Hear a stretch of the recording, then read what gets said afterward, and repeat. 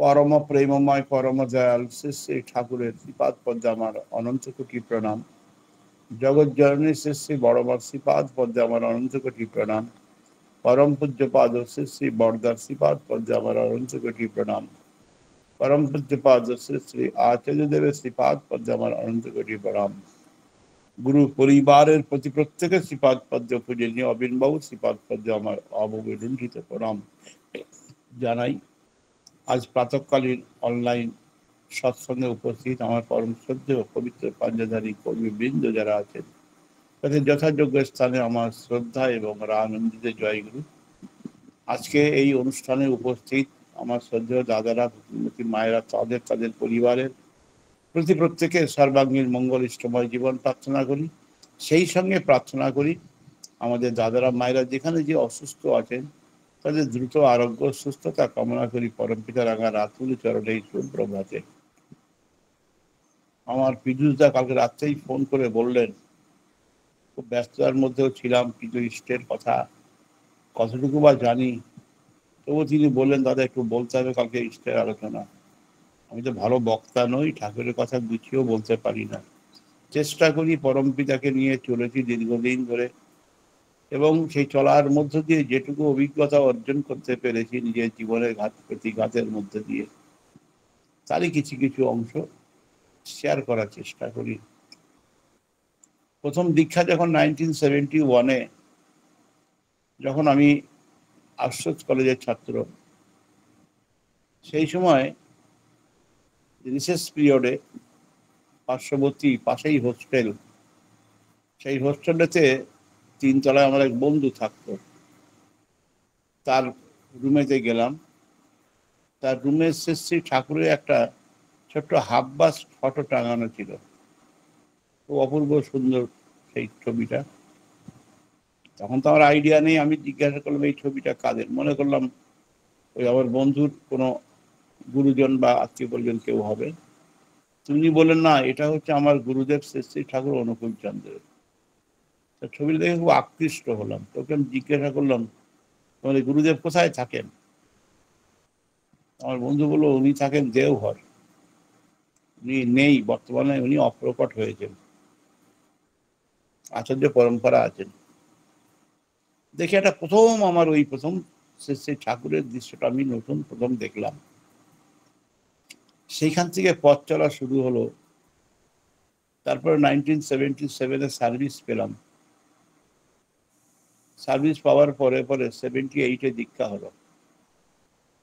তো যেহেতু সায়েন্সের স্টুডেন্ট, আমি সায়েন্স নিয়ে পড়াশোনা করেছি, ফলে আমার মনে একটা ধারণা ছিল যে সায়েন্স আলাদা, ধর্ম আলাদা, দুটোর পথ দুটো আলাদা। বিজ্ঞান বিজ্ঞানের জায়গায়, ধর্ম ধর্মের জায়গায়। কিন্তু দাদাদের দেখেছি আলোচনাতে বিজ্ঞান আর ধর্মকে এক করে দেন। কারণটা কি? বিজ্ঞানের সঙ্গে ধর্মের কি সম্পর্ক আছে?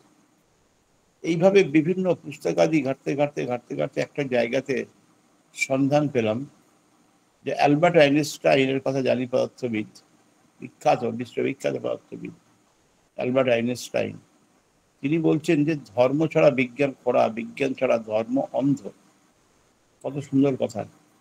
বিজ্ঞান ছাড়া ধর্ম খোড়া, আর ধর্ম ছাড়া বিজ্ঞান অন্ধ। অর্থাৎ কেউ কাউকে ছেড়ে চলতে পারে না, একে অপরের পরিপূরক। সত্যি পরবর্তী ধাপে যখন এবার দেখতে আরম্ভ করলাম শ্রী ঠাকুরের বাণী গ্রন্থ, বিভিন্ন বাণী যেটা তিনি আমাদের মঙ্গলের জন্য তিনি দিয়ে গেছেন, বাণীগুলোর মধ্যে বেশিরভাগ, ম্যাক্সিমাম হচ্ছে বেসড অন সায়েন্স, বিজ্ঞানের উপরে ভিত্তি করে। আমি মানব জীবন লাভ করেছি, এই পৃথিবীতে অনেক কষ্ট করে এসেছি, তো অনেক জন্ম অতিবাহিত করেছি। শাস্ত্রের কথায় 84 লক্ষ বার এই পৃথিবীতে আমাকে আসতে হয়েছে। তারপরে গাছপালা হয়ে জন্মেছি কত লক্ষ বার। যখন তুলসী গাছ হয়ে জন্মেছি, তখন আমার গাছপালা থেকে মুক্তি ঘটে গেল। আমি জলচর প্রাণী হয়ে জন্মেছি কত লক্ষ বার। যখন শঙ্খ হয়ে জন্মালাম, তখন আমার মুক্তি ঘটে গেল। আমি পাখি হয়ে জন্মালাম কত লক্ষ বার। যখন ময়ূর হয়ে জন্মালাম, তখন আমার পক্ষী জন্ম থেকে মুক্তি ঘটে গেল। আমি পশু হয়ে জন্মালাম কত লক্ষ বার। যখন গরু বা গাভী হয়ে জন্মালাম তখন আমার পশু জন্ম থেকে মুক্তি ঘটে গেল। তারপরে অনেক জন্মের পরে দুর্লভ মানব জন্ম পেয়েছি। তাই বলছে আর না হবে মোর মানব জনম, পাথরে ভাঙিলে মাথারে। পাথরে মাথা ভেঙে ফেললেও আর মানব জন্ম হবে না। তাই দুর্লভ জন্মটা সার্থক হবে যখনই আমি সদ্গুরু চরণের জীবনকে আমি সমর্পিত করতে পারবো। আর সদ্গুরু যখন তখন আছেন না, যার জন্য বিদ্যাসাগর নিজেই লিখছেন বর্ণ পরিচয়ে যে জগতের সদ্গুরু অতি দুর্লভ, সবসময় আসেন না। তিনি যখন আসেন না, যারা তাকে ধরতে পারে তারা মহাভাগ্যবান বা ভাগ্যবতী। অন্যান্য গুরু থাকেন তখন, যখন সদ্গুরু থাকেন না পৃথিবীর বুকে, তখন কুলগুরু, কৌলগুরু, সাধন গুরু, ভজন গুরু, তান্ত্রিক গুরু, সিদ্ধ গুরু, তাদেরকে দিয়ে তখন চলে। আর যখন সদ্গুরু আসেন সূর্য সম, তার প্রভাতে জগৎ উদ্ভাসিত হয়ে ওঠে। তাকে জীবনে গ্রহণ করা। আর বলছেন যে এই সদ্গুরুকে গ্রহণ করতে গেলে পূর্বজন্মের কিছু ব্যাংক ব্যালেন্স থাকতে হয়। শ্রী বর্দা বলছেন যে পূর্বজন্মে যদি কিছু না থাকে তাহলে ইহ জন্মে এসে সদ্গুরুকে জীবনে গ্রহণ করে চলা খুবই কষ্টকর। অচ্যুত নিষ্ঠা নেই, ভক্তি ভালোবাসা নেই। দাদারা বললেন, আমি লেগে গেলাম দীক্ষাতে, দীক্ষা নিলাম, 2-3 দিন লাফালাফি করে ছেড়ে ছুড়ে দিয়ে বসে গেলাম। মানে আমার ব্যাংক ব্যালেন্স পূর্বজন্মের পুঁজিও নাই, আর এই জন্মের শ্রদ্ধা, ভক্তি, টান, ভালোবাসা যা যা দরকার সেগুলো নাই। আচার্য সংস্পর্শে যাইনি, দেওঘর ধামে পুণ্য ধামে গিয়ে জলটা পান করিনি। আমি সদ্গুরুকে নিয়ে চলতে পারবো না, হয় না, এটা স্বীকৃতি। তাহলে আমরা যারা শ্রী ঠাকুরকে নিয়ে চলার চেষ্টা করেছি এখনো পর্যন্ত, এই বয়স পর্যন্ত, তাহলে হয়তো পূর্বজন্মের কিছু স্বীকৃতি ছিল, তাই দয়া করে এই জন্মে এসে পরম দয়াল আর তার চরণে আমাদেরকে ঠাঁই দিয়েছে। শুধু ঠাঁই নিলেই হবে না, তিনি যা যা বলেছেন সেগুলোকে বাস্তব কর্মের মধ্য দিয়ে আমাকে ফুটিয়ে তুলতে হবে। আমার প্রতিটি কর্ম তার ইচ্ছাধীন হতে হবে, আমার ইচ্ছাধীন তাকে করলে হবে না। আমি যখনই তাকে নিয়ে আমার জীবনে তার কথাগুলোকে জীবনে বাস্তবায়িত করব, তখন আমার জীবনটা আলোয় উদ্ভাসিত হয়ে উঠবে। তাই না সে ঠাকুর বললেন, আমার বলাগুলো যদি তোমার চিন্তার খোরাক মাত্র হয়, করার মধ্য দিয়ে যদি ফুটিয়ে তুলতে না পারো, তাহলে পাওয়া কিন্তু অতি তমসাচ্ছন্ন, এটা অতি নিশ্চয়। আমার হবে না, আমার পাওয়াটা অন্ধকার আচ্ছন্ন হয়ে থাকবে যদি আমার কর্মের মধ্যে দিয়ে ফুটিয়ে তুলতে পারি, না তুলতে পারি। তাই পরম দয়াল বললেন, বাঁচা বাড়ার মর্ম যা, ঠিকই জানিস ধর্ম তা। বাঁচতে নরের যা যা লাগে, তাই নিয়ে তো ধর্ম জাগে। আর ধর্মটা কি জিনিস?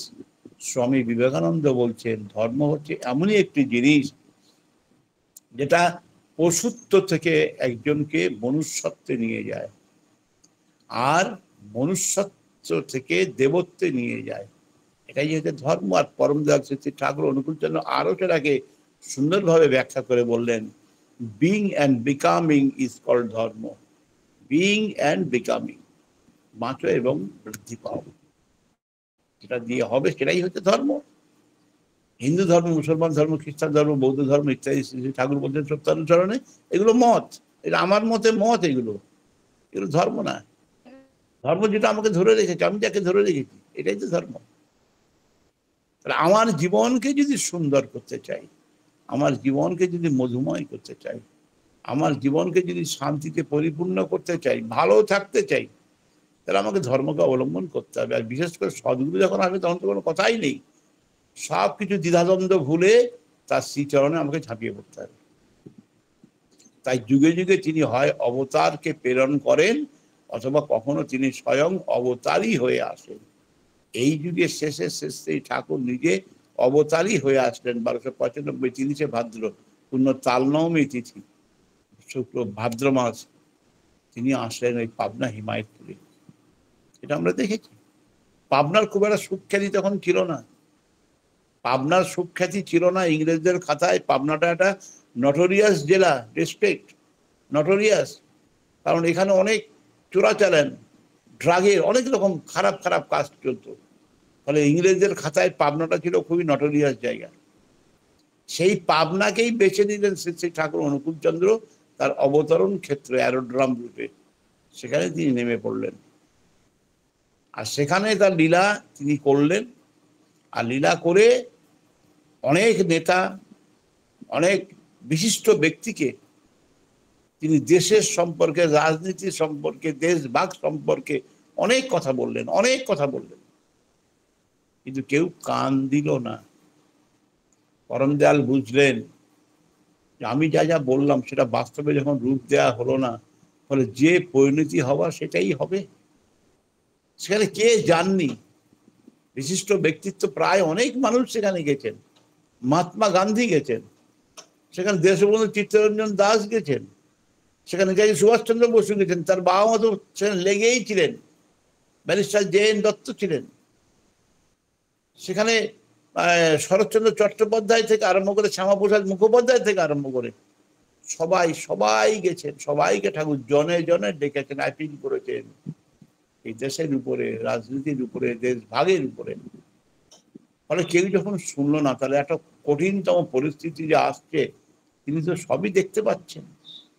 ইহকাল পরকাল সত্যতার নখদর্পণে পরম দয়াল বুঝলেন একটা ডিভাস্টেশন আসছে, একটা দেশের মধ্যে একটা ধ্বংসাত্মক ক্রিয়া চলতে পারে। তিনি মনস্থির করলেন তার জন্মভূমিকে চিরতরে ত্যাগ করে তিনি ইন্ডিয়ায় চলে আসবেন। 1946 পয়লা সেপ্টেম্বর পরম দয়াল পাবনা হিমায়তপুরে জন্মস্থান ছেড়ে সেই মাটিকে ত্যাগ করে চিরদিনের মতো বার হলেন। যেদিন তিনি আসবেন সেদিন সমস্ত গাছপালা যেন স্তব্ধ, গাছে পাখি ডাকছে না, আকাশে সূর্য মেঘে যখন মুখটা লুকিয়েছে, পদ্মা ভাটাতে একদম নিচ দিয়ে প্রবাহিত হচ্ছে, পুরো স্বর্ণ ভাটা। হঠাৎ মুহূর্তের মধ্যে সেই ঠাকুর যখন মাতৃমন্দিরে প্রণাম করে নেমে আসবেন, ঠিক সেই মুহূর্তের মধ্যে পদ্মাতে বান ডেকে দিল। কারণ পদ্মা বুঝেছিল সেদিন, মানুষ বুঝতে পারেনি, পদ্মা বুঝেছিল যে পরম দয়াল যিনি আমার এই বুকেতে তার পা রেখেছিলেন, তার পদস্পর্শে আমার জীবন ধন্য হয়েছে। আমার এই জলের শ্রী ঠাকুর কত স্নান করেছেন, সাঁতার কেটেছেন, তার সঙ্গী সাথীদের নিয়ে এখানে কত তার লীলা।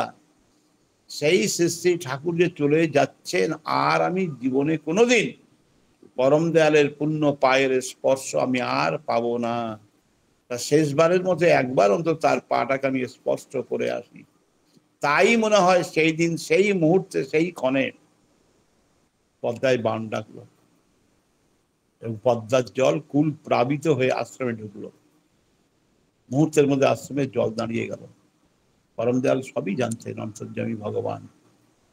তিনি মাতৃমন্দির থেকে নেমে ওই জলের উপর দিয়ে গুটি গুটি পায়ে গাড়ির দিকে আগালেন। পদ্মার জীবন ধন্য হলো। শেষবারের মতো সেই ঠাকুরের পায়ের স্পর্শ সে পেয়ে গেল। গাড়িতে উঠলেন, গাড়ি ছাড়লো, একবার তিনি পিছন ফিরে তাকালেন না। তার এই যে বিশাল সম্পত্তি চাই গেল, কি হলো, একবার তাকালেন না। এই পাবনা হিমায়তপুরে তার যে লীলা, সে লীলার অনেকগুলো ঘটনা দাদারা মায়েরা জানেন। সেখানে শ্রী ঠাকুরের একজন ভক্ত ছিলেন কাশীশ্বর রায়দা। তার কথা আপনারা অনেকেই হয়তো জানেন, খুব ভক্ত মানুষ। সেই কাশীশ্বর রায়দাকে ঠাকুর এত বেশি ভালোবাসতেন যে সেই ঠাকুর কাশীশ্বর রায়দাকে একটা এক্সট্রা জিনিস শিখিয়ে দিয়েছিলেন। কাশীশ্বর রায়দাকে সেই ঠাকুর একটা এক্সট্রা জিনিস শিখিয়ে দিয়েছিলেন, সেটা হচ্ছে মারণ এবং উচাটন বিদ্যা। এবং বলেছিলেন, কাশীশ্বর, তোকে যেটা আমি শেখালাম এই বিদ্যা কিন্তু কাউকে আমি দিলাম না, কিন্তু একটা জিনিস সতর্ক করি তোকে, ইচ্ছা মতো কিন্তু এই মারণ উচ্চাটন বিদ্যা যাত্রার উপর প্রয়োগ করবি না। যদি করে ফেলিস, আমি সেই মুহূর্তে কিন্তু তোর বিদ্যা আমি হরণ করে নেব। এই কথা পরম দয়াল বললেন। সেই কাশীশ্বর রাজা সেই ঠাকুরের সমস্ত কাজকর্ম করতেন। একদিন বললেন, ঠাকুর, আপনার এই যে প্রণামীর থালা, এখানে প্রণামী মানুষ এসে দেয় প্রতিদিন, থালা ভর্তি হয়ে যায়, আবার সেটাকে তুলে রাখা হয়, আবার থালা পেতে দেওয়া হয়। আমার মনে হয় এই যে প্রণামীর থালা থেকে কিছু প্রণামী এদিক ওদিক হয়ে যাচ্ছে, কে বা কারা প্রণামী মনে হয় সরিয়ে নিচ্ছে। তা আপনি যদি বলেন তাহলে প্রণামীগুলো কি আমি গুছিয়ে রাখবো? পরমদার বলে, হ্যাঁ প্রণামী তুই নিজের দায়িত্বে গুছিয়ে রাখবি, প্রতিদিন একটা ডায়েরিতে লিখবি কত প্রণামী আজকে হলো, প্রতিদিনের প্রণামী হিসাব তুই রাখবি এবং প্রণামীগুলো সন্তর্পণে গুছিয়ে রাখবি। আর কোনো উপযুক্ত আপদগ্রস্ত মানুষ যদি কোনো সাহায্য চায় তাহলে তাকে 50টা টাকা তুই দিতে পারিস এর থেকে ভেঙে, একদিনে 50টা টাকা, এর বেশি নয়, 51 টাকা নয়, 49 টাকা নয়, 50 টাকা তাকে সাহায্য করতে পারিস উপযুক্ত আপদগ্রস্ত মানুষকে। সেইভাবে কাশীশ্বর রাজা ঠাকুরের নির্দেশ মতো চলছেন, সবকিছু তুলছেন, হিসাব রাখছেন, খাতায় সবকিছু এন্ট্রি করছেন। হঠাৎ তপবন বিদ্যালয় যেটা ছিল মানে হিমায়তপুর আশ্রমে, সেই তপবন বিদ্যালয়ের যিনি শিক্ষক নগেন ঘোষদা, তিনি হঠাৎ একদিন এসে কাশীশ্বর রায়দার কাছে বললেন, কাশিদা আমার খুব আর্থিক একটা সমস্যা চলেছে, খুব বিশাল বাজে অবস্থা, তো আমাকে একটু সাহায্য করতে পারবেন? ঠাকুর তো পারমিশন দেওয়াই ছিল। কাশীশ্বর রায়দা 50টা টাকা নগেনদাকে তিনি দিলেন। নগেনদার ওই সময়ে 50টা টাকা পাওয়া মানে কি মুখে আনন্দ, কি প্রফুল্লতা তার মধ্যে ফুটে উঠল। তিনি কৃতজ্ঞতা প্রকাশ করে চলে গেলেন। হঠাৎ একদিন ঠাকুরের একটা প্রোগ্রাম চলছে, জন্মোৎসব চলছে, বহু মানুষ সমাগম হয়েছে।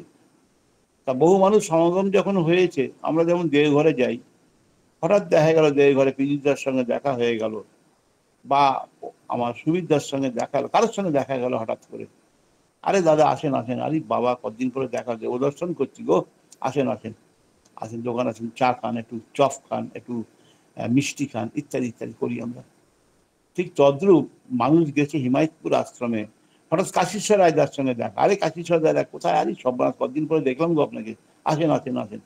বলে কাশীশ্বর রায়দা এবং সেই যে গুরু ভাই যারা ছিলেন অনেক 10-15 জন, সবাই মিলে একটা দোকানেতে সামনে দাঁড়িয়ে সেখানে চা, সিঙ্গাড়া, চপ, মিষ্টি ইত্যাদি খাওয়া টাওয়া চলছে।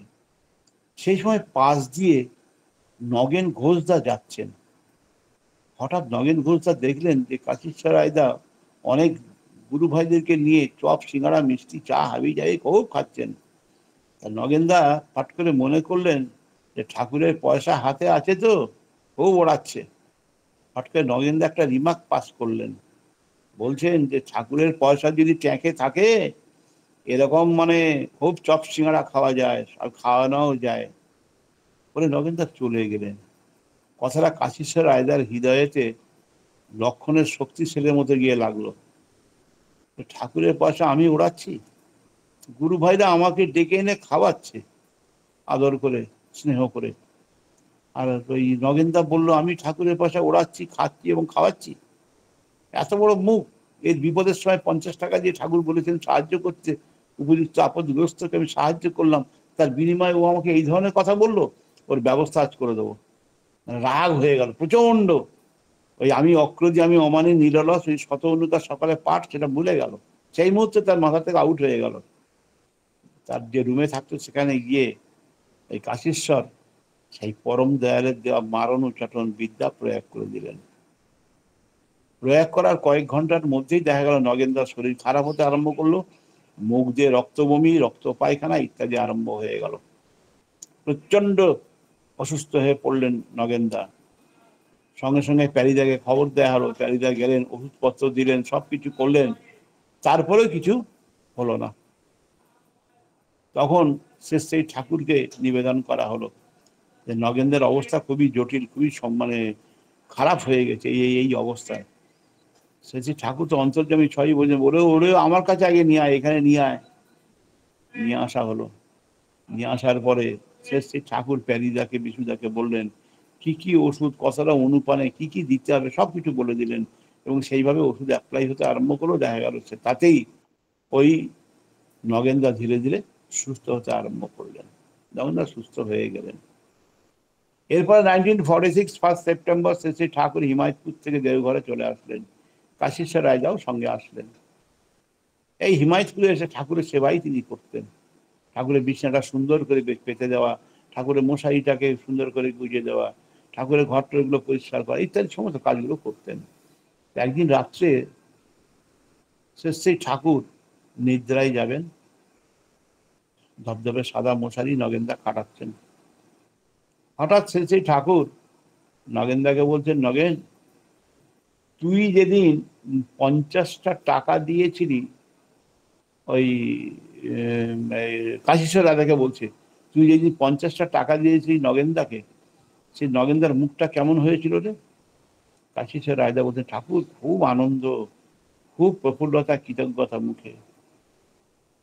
সে ঠাকুর বললেন, আর নগেন একটু ছোট্ট কথা বললো, সেটা যদি সহ্য করতে পারলি না, এই মারণ উচ্চাটন বিদ্যার উপরে প্রয়োগ করে দিল। ঠাকুর করলাম তো, কিন্তু পর মুহূর্তে সেই বিদ্যা আর কোনো কাজ করছে না। বলে করবে না তো, তোকে তো আমি বলেছিলাম, তুই যদি এটা অপব্যবহার করে ফেলিস, আমি সেই মুহূর্তে তোর এই বিদ্যা হরণ করে নেবো। কাউকে যদি তোকে দিলাম, অপব্যবহার যদি করেছিস, সেই মুহূর্তে আমি কিন্তু বিদ্যা হরণ করব, থাকবে না। বলে শেষে ঠাকুর বলছেন, শোন মণি, ওই পাবনা হিমায়তপুরে আমি কত কাজ করেছি মানুষের সেবার জন্য। শীতকালে এক দল বৃদ্ধ বৃদ্ধা আসলো আমার কাছে, খুব কষ্ট হচ্ছে ঠাকুর, প্রচন্ড ঠান্ডা, আমাদের একটা করে চাদর দেবার পারেন, একটা করে চাদর। শেষে ঠাকুর বললেন, দেখছি, চেষ্টা করছি। চক্রপাণী দাকে বললেন, চক্রপাণী দাসদাকে বললেন, এদের চাদরের একটু ব্যবস্থা করতে হবে। তোদের আসামে কি চাদর পাওয়া যায় না, এমডি চাদর, কি দাম আছে? ঠাকুর 90 থেকে 110 টাকা করে এক একটা চাদরের দাম। তখনকার বাজারে 90-110 টাকা মানে বিশাল ব্যাপার। আমাকে 100 খানা ওই এমডি চাদর এনে দিতে পারিস? চক্রপাণী দাসদা বলছেন, আগে হ্যাঁ ঠাকুর। তিনি আসামে রোহিণী চৌধুরীদা ছিলেন, তখন তৎকালীন সৎসঙ্গের একটাই এমপি। তার সঙ্গে যোগাযোগ করে 100 খানা এমডি চাদর আসাম থেকে আনিয়ে 4টে বান্ডিলের 25টা করে সেই ঠাকুরের কাছে পৌঁছে দিলেন। ঠাকুর সেই চাদরগুলো একটা একটা একটা একটা করে প্রত্যেককে দেওয়া আরম্ভ করলেন। দেওয়া প্রায় শেষ হয়ে গেল। তৈলখ্যদা বলছেন, ঠাকুর সব চাদর শেষ করে দিলেন, কাজলদা আছেন, কাজলদা একটা চাদর রাখলেন না। ঠাকুর বললেন, কাজলের চাদর তো আমি আছি রে, কাজলের চাদর তো আমি আছি। সব চাদর তিনি বলেছেন। ঠাকুর বলছেন, সেদিন যে চাদরগুলো আমি ওদেরকে দিয়েছিলাম, ওই ঠান্ডার সময় বিদ্যাদেরকে, মানুষদেরকে দান করেছিলাম, দিয়েছিলাম, তাদের মুখে কি প্রশস্তি, কি কৃতজ্ঞতা, কি আনন্দ ডগমগ হয়ে উঠেছিল। আর শোন কাশীশ্বর, আমি যেদিন হিমায়তপুর থেকে চলে আসলাম এখানে, পরে আমি খবর পেয়েছি এই মানুষগুলোই আমার পাবনা হিমায়তপুরে বিশ্ববিজ্ঞান কেন্দ্রে ভাঙচুর চালিয়েছে। কত যন্ত্রপাতি পদ্মা চড়ে নিয়ে গিয়ে আছাড় মেরে মেরে ভেঙে দিয়েছে, কত যন্ত্রপাতি বাড়িতে নিয়ে চলে গেছে, কত কি করেছে।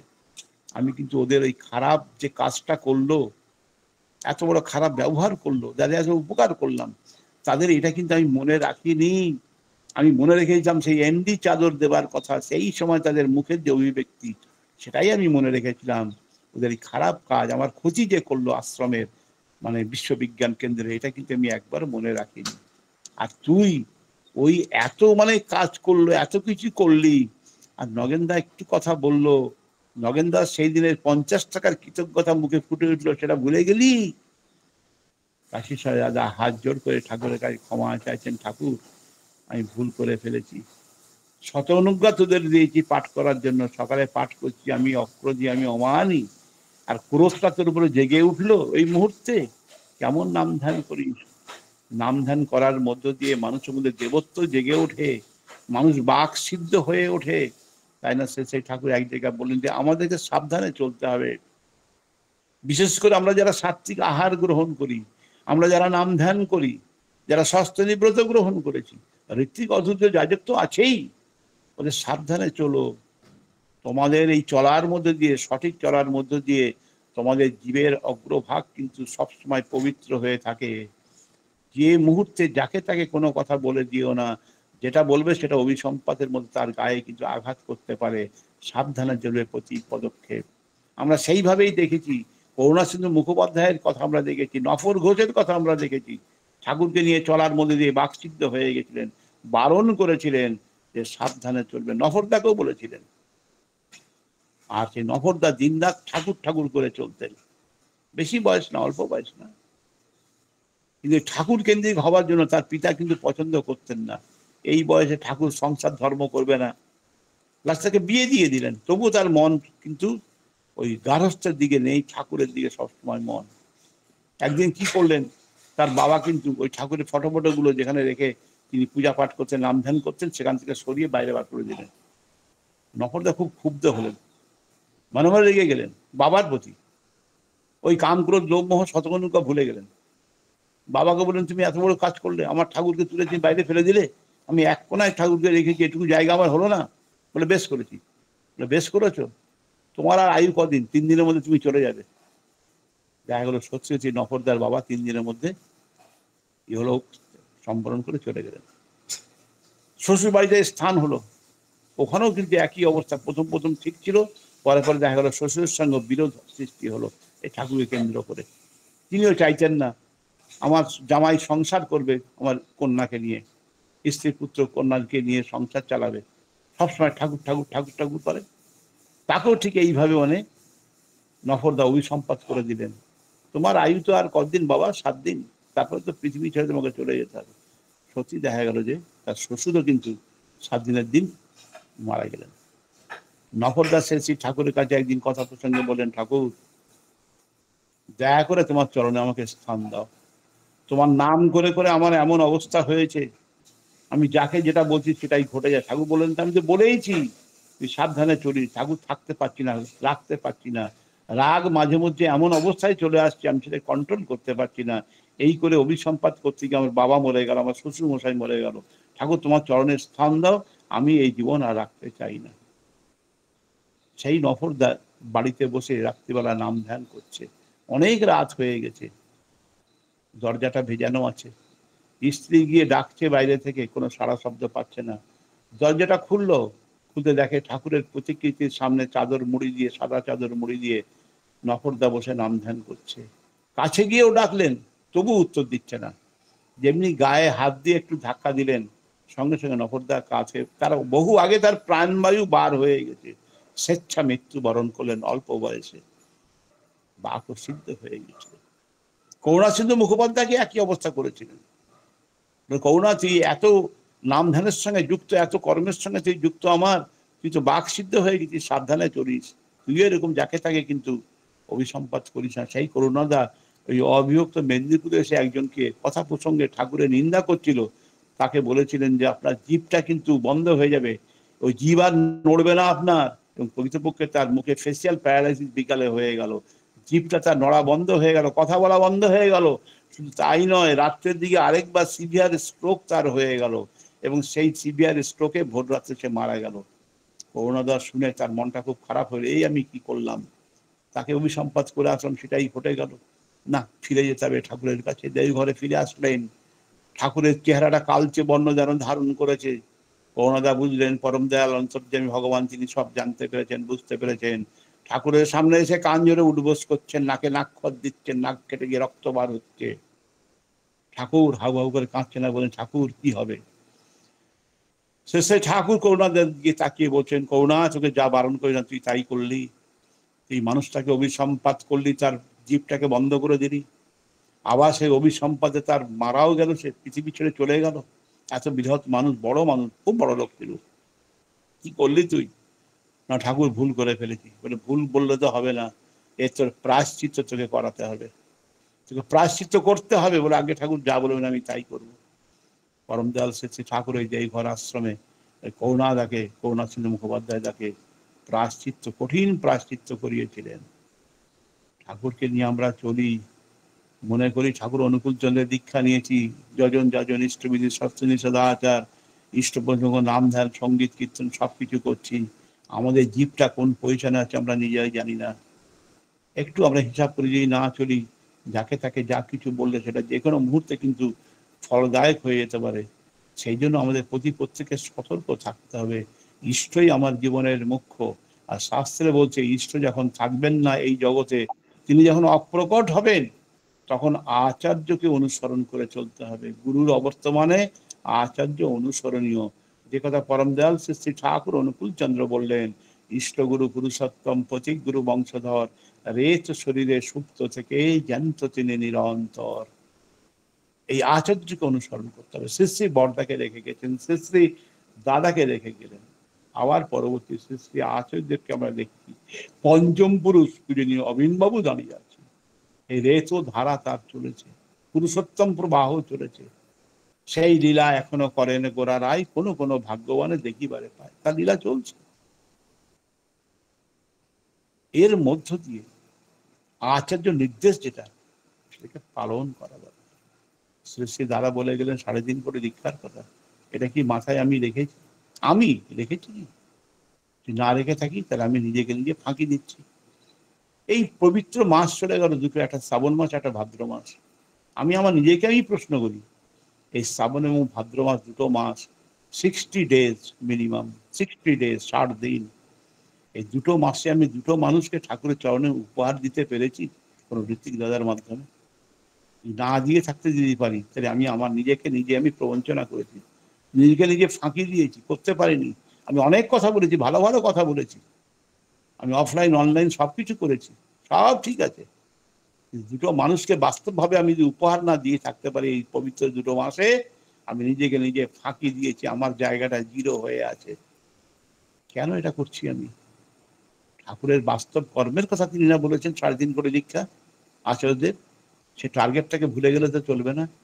আর যে মানুষগুলো করোনাকালে হারিয়ে গেল সৎসঙ্গ জগৎ থেকে বিভিন্ন কারণে, অনেক মানুষ জগৎ থেকে চলে গেল চিরদিনের মতো, আর বহু মানুষ ঠাকুরকে ত্যাগ করে, ঠাকুরকে ছেড়ে তারা অনেক দূরে সরে গেল।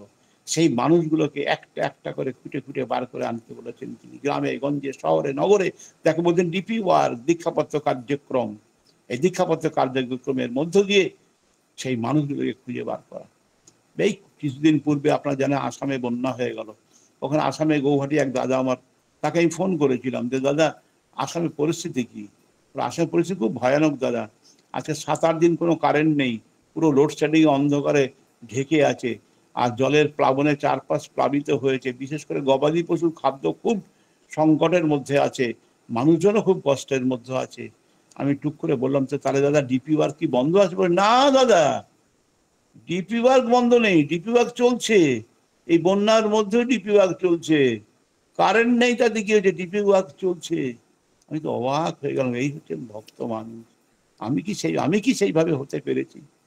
যদি না হতে পারি তাহলে আমার জায়গাটা একটু ফাঁকা থেকে গেছে। তাই আমরা পরমপিতাকে মাথায় নিয়ে চলবো, আচার্যকে অনুসরণ করে চলবো, তার নীতিবিধিকে পালন করব, তার যে পত্র পত্রিকা আছে সেগুলো পাঠ করব, আর যেটুকু আমি বুঝবো আমি সেটুকু মানুষের কাছে বলার চেষ্টা করব। পরমপিতাকে মানুষের কাছে আমার নিজের মতো করে বানিয়ে আমি বলতে যাব না, তিনি যা বলেছেন সেটুকুই আমি বলবো। কোনো মানুষ যদি কোনো প্রশ্ন করে আমার কাছে, আমার যদি জানা থাকে আমি সেইটুকুই উত্তর দেব, যদি জানা না থাকে আমি সবিনয়ে বলবো দাদা এটা আমার মানে জানার বাইরে, এটা আমি জেনে নিয়ে আপনাকে আমি বলবো, আমি জেনে নিয়ে তাকে জানাবো। তাদের কমিউনিকেশন সেন্টার আছে, সরাসরি আত্মীয়দের কাছে নিবেদন করার প্রথা আছে, সব কিছু আছে, সেখানে সরাসরি করা যায়। এর আগে আমি অনেকবার করেছি, তখন ছিল পোস্ট কার্ড, একটা রিপ্লাই কার্ড দিয়ে লিখে দেওয়া, অনেক ঘটনা। ঠাকুর নিয়ে যখন রামকৃষ্ণ মিশনে আমি সমস্যার সম্মুখীন হয়েছিলাম, রামানন্দ মহারাজ যিনি ছিলেন রহরা রামকৃষ্ণ মিশনের সেক্রেটারি, তিনি আমাকে ঠাকুর সম্পর্কে অনেক কিছু প্রশ্ন করলেন, অবতার অবতারী ইত্যাদি হাবি যাবি, কেন তাকে মানে অবতার বলো, কেন তাকে গুরু বলো, কেন তাকে ভগবান বলো, ইত্যাদি ইত্যাদি অনেক কিছু। তার থেকে মুক্ত হওয়ার জন্য আমি শ্রী শ্রী বরদাকে রিপ্লাই কার্ডে চিঠি দিয়েছিলাম। শ্রী শ্রী বরদা সেই চিঠি পেয়ে তার যিনি ছিলেন সেই সময় আতিপেন্দ্র রায়চৌধুরীদা, তাকে দিয়ে রিপ্লাই দিয়েছিলেন, এবং তার ডকুমেন্টসগুলো 186 শ্রীপল্লী আসানসোল বর্ধমান, সেখানে যে আছেন ডক্টর প্রফেসর দিলীপ চক্রবর্তী, তার কাছ থেকে আনিয়ে নিতে বলেছিলেন, এবং সেই ডকুমেন্টস দিয়ে মহারাজজির সঙ্গে আলোচনা করে তাকে কনভিন্স করিয়ে সোদপুর, নাটাগড়, বঙ্কিমপল্লী খেলার মাঠ যেখানে শ্রী শ্রী ঠাকুরের উৎসব হয়, সেই সময় 1981-এর কথা বলছি, হ্যাঁ 81-এর কথা, সেই সময় সেখান থেকে সেই ঋত্বিক দেবতাকে নিয়ে যাই। পরের দিন সকালে ননীগোপাল দত্তদা, তিনি হয়তো প্রয়াত হয়ে গেছেন, অনেক বয়স তার, তাকে নিয়ে গিয়ে মহারাজের সঙ্গে কথা বলিয়ে কনভিন্স করিয়ে আমার রুমে যে দীক্ষা টিকাগুলো সেখানে হয় তিনি করালেন। তো এই বাস্তব যে কর্ম, এই বাস্তব কর্ম যদি আমি না করি কি হবে? আমি করিয়েছি, ওই মহারাজজির মতো মানুষের সঙ্গে আলোচনা করেছি, সেটা কি আমার ক্ষমতা? তিনি একটা vast learned man, MSc first class first mathematics golden, তাকে আমি পরিবেশন করব, তার সঙ্গে কথা বলবো, আমার মতো একটা ক্ষুদ্র মানুষ, সম্ভব না। তিনি দয়া করে করিয়ে নিয়েছেন, কথা বলিয়ে নিয়েছেন, তাই আমার পক্ষে সম্ভব হয়েছে। সেই দাদাকে নিয়ে সেখানে দীক্ষা কার্যক্রমটা হলো। তাহলে এইভাবে কিন্তু সর্বত্র তিনি তাকে যেমন যোগযুক্ত হয়ে থাকি, তিনি দয়া করে কিন্তু করিয়ে নেন। একটা পঙ্গুকে গিরি লঙ্ঘন করতে সাহায্য করে, একটা বোবা মানুষের কথা বলাতে সাহায্য করে, তার কৃপা যদি হয়। আর কৃপা মানে তিনি বললেন, কৃপা মানে করে পাওয়া, আর দয়া মানে দিয়ে পাওয়া। প্রতিটি কথা তিনি একদম বিচার বিশ্লেষণ করে তিনি কিন্তু আমাদের সামনে প্লেস করে দিলেন। আমরা যেন সেইভাবে তাকে নিয়ে চলি, আর সেই চলার মধ্য দিয়ে আমার জীবনের সার্থকতা, আমার জীবন পরিপূর্ণ হয়ে আসবে, আমার জীবনে পরম পিতা প্রকট হয়ে উঠবেন, তার দীক্ষা আমার সার্থক হবে, তবেই আমার জীবন ধন্য হবে। আমার পারিপার্শ্বিককে আমি সেই পথে উদ্বুদ্ধ করবো, নিজের পরিবারকে আমি সেই পথে নিয়ে আগিয়ে নিয়ে চলবো, এছাড়া দ্বিতীয় পন্থা নাই। আমার কর্মক্ষেত্রে আমি যখন 1977-এ 1977 সালে 22শে আগস্ট ওই সোমনগর হায়ার সেকেন্ডারিতে ঢুকলাম সায়েন্সের টিচার গ্রুপে, আর 2015-তে রিটায়ার করে বার হলাম। 2015-র পূর্বে 2013-তে গিয়ে আচার্যদেরকে নিবেদন করেছিলাম 2015-তে রিটায়ারমেন্ট কি করব। আমার ধারণা ছিল আচার্যদেব বলবেন যে 2015-তে যখন রিটায়ার করবে অনন্ত সময় তোমার ঠাকুরের কাজ করবে, এটাই বলবেন। তাকে নিবেদন করার পর উনি বললেন 2015-তে রিটায়ারমেন্ট এখনো বাকি আছে। কিন্তু অবাক, 2015-তে আমার রিটায়ারমেন্ট 30শে এপ্রিল, আবার এখনো বাকি আছে, তারা কি বলবেন। প্রণাম করে চলে আসলাম। তখনও বুঝতে পারিনি যে এর পিছনেও তার লীলা আছে। 2015 30শে এপ্রিল রিটায়ার করলাম। 2016-তেই দেখা গেল যে আবার ডাক পড়লো গেস্ট টিচার হয়ে new integrated government school Chunakhali, যেটা ক্লাস 1 থেকে 12 পর্যন্ত ইংলিশ মিডিয়াম স্কুল, গভর্নমেন্টের স্কুল, এবং সেখানে টিচার রূপে আমাকে অ্যাপয়েন্টমেন্ট করা হলো। এবং নট অনলি দ্যাট, ডিআই বললেন যে ওখানে আপনাকে টিআইসি হতে হবে। আমি দেখুন টিআইসি আরও 2-3 জন আছেন যারা হেডমাস্টার সাহেব গেস্ট টিচার, তাদেরকে দেন, বলে না আপনাকেই হতে হবে। ঘুরিয়ে ফিরে আমারই ঘাড়ের উপরে সেই টিআইসি দায়িত্ব আরও 5 বছরের জন্য চাপিয়ে দেওয়া হলো। অর্থাৎ 60-তে রিটায়ার করে 65 পর্যন্ত আমাকে সার্ভিস করতে হলো। ভাবলাম আচার্যদেব বলেছিলেন, আমি নিবেদন করলাম 2015-তে রিটায়ার করো, আমি কি করবো। উনি বলেন এখনো বাকি আছে। ওই যে বাকি আছে মানে আরো 5 বছর তিনি চালাবেন দয়া করে। এই তাদের লীলা আমরা বুঝি না, আমরা বলি অনেক, করি না, তাই না? শেষে ঠাকুর বললেন বলায় পটু করায় কম, নিজে হয় নিজের জম। আমি বললাম অনেক, করলাম না। তোমার জম কিন্তু বাইরে নেই, তোমার জম তুমি নিজে, তোমার গ্রহ তুমি নিজে, তুমি সেটাকে গ্রহণ করে নিচ্ছ চলা বলা করার মধ্য দিয়ে, আর তাই তুমি ভুগছো, আর শেষে ঠাকুরকে অপবাদ করছো। কি করলাম ঠাকুর জন্য, কতটা করলাম। ইষ্টমিতে অনেকেই দেখা যায় 4 আনা 8 আনা ইষ্টমিতি করি, 1 টাকা স্বস্তি আরও করার সময় পাই না আমরা। 1 কাপ চা খেলে 5 টাকা চা খাই আমরা, একটা বিস্কুট খেলে 3 টাকার বিস্কুট খাই, 8 টাকা খরচ করি একবারে। বন্ধু বান্ধব হলে কোনো কথাই নেই। সেই ঠাকুরকে আমরা স্বস্তি অর্ঘ 1 টাকা মন দান করতে পারি না, কেউ অর্ঘ 5 টাকা করতে পারি না। কি করবো ঠাকুর নিয়ে চলার পথে এই ত্রুটিগুলো আমাদের ঘটছে। নিজের বেলায় আঁটি কুটি, পরের বেলায় দাঁত কপাটি, এই তো হচ্ছে অবস্থা আমাদের। এই পরম দয়ালকে নিয়ে আমরা আরো ভালোভাবে চলবো। তিনি যা যা বলেছেন, আচার্য যেভাবে বলেছেন সেইভাবে চলবো, তবেই আমার জীবনের সার্থকতা, মানব জীবনের সার্থকতা হবে। আর তাকে আমার জীবনে আমি আগে ফুটিয়ে তুলবো, আমার সঙ্গে সঙ্গে আমার পরিবার, পরিবেশ যারা আছে তাদেরকে আমি সেই পথে উদ্বুদ্ধ করে তুলবো। আর তা না করে যতই লাফাই না কেন, ও মন ঘুরলে ভুবন পাবি নেতে ধন, জ্ঞান নয়ন না ফুটলে পরে বাহিরেতে যায় না দেখা, তাহলে যুগ যুগান্তরে নাভির গন্ধে আকুল প্রাণ পায় কি মৃগ সে সন্ধান, হবি আছে গাভীর দেহে, গাভী কিটা জানতে পারে, ও তোর ডাইনে বাঁয়ে আগে পিছে, সে তো তোর সঙ্গেই আছে, দেখবি কাছে নয় কো দূরে, গুরুর কৃপা হলে পরে, কৃপা মানে করে পাওয়া, না করে যে পেতে চায় দুঃখ তার পিছু ধায়। তাহলে আমাকে করতে হবে, করাই পাওয়ার জননী, শ্রী ঠাকুর বললেন।